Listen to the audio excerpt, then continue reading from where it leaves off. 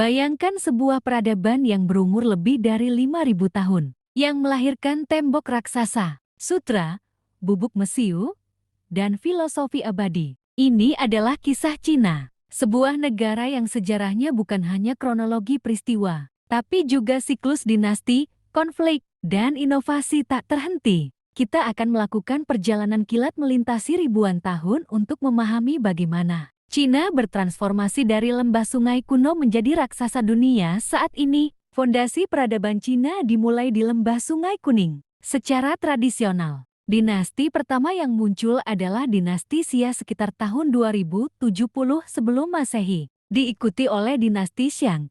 Shang adalah dinasti pertama yang dikonfirmasi secara arkeologis, dikenal karena penggunaan aksara pada tulang orakel nenek moyang aksara Cina modern dan teknologi perunggu yang luar biasa. Kemudian datang dinasti Zhou, dinasti terlama yang memperkenalkan konsep politik krusial, mandat langit Tianming. Ini adalah gagasan bahwa kaisar memerintah atas restu dewa, dan jika dia zalim, mandat itu dapat dicabut, memberi legitimasi pada penggulingan kekuasaan. Di era Zhou pula, muncul pemikir besar seperti Konfusius dan Laozi, yang filosofinya membentuk nilai-nilai moral dan sosial Cina hingga kini. Masa Zhou berakhir dalam kekacauan yang dikenal sebagai periode negara-negara berperang. Kekacauan ini diakhiri oleh satu sosok ambisius, Qin Shi Huang, pada tahun 221 sebelum Masehi. Ia menyatukan Cina, mendeklarasikan dirinya sebagai kaisar pertama, dan mendirikan dinasti Qin.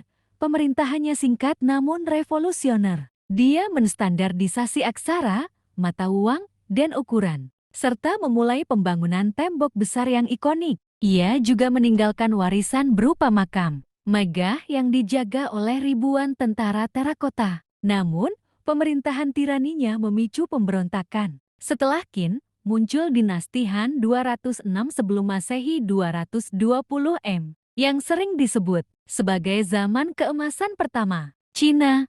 Han memperluas wilayah secara signifikan, mengembangkan birokrasi sipil berdasarkan ajaran Konfusius, dan membuka jalur sutra, menghubungkan Cina dengan dunia Barat dan menjadikan Han sebagai nama utama etnis Tionghoa. Setelah masa perpecahan dan kekacauan, Cina kembali bersatu di bawah dinasti Sui, yang membangun Grand Canal.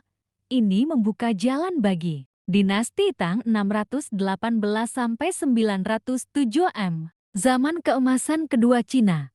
Tang adalah era kosmopolitanisme, seni, dan kekayaan luar biasa. Puisi berkembang pesat, dan agama Buddha mencapai puncaknya. Kemudian, dinasti Song 960–1279 M memimpin Cina ke dalam revolusi teknologi dan ekonomi. Pada masa Song, terjadi lonjakan populasi, penggunaan uang kertas, dan penemuan penting seperti bubuk mesiu dan kompas. Song adalah masyarakat paling maju di dunia pada masanya. Meskipun secara militer mereka lebih lemah,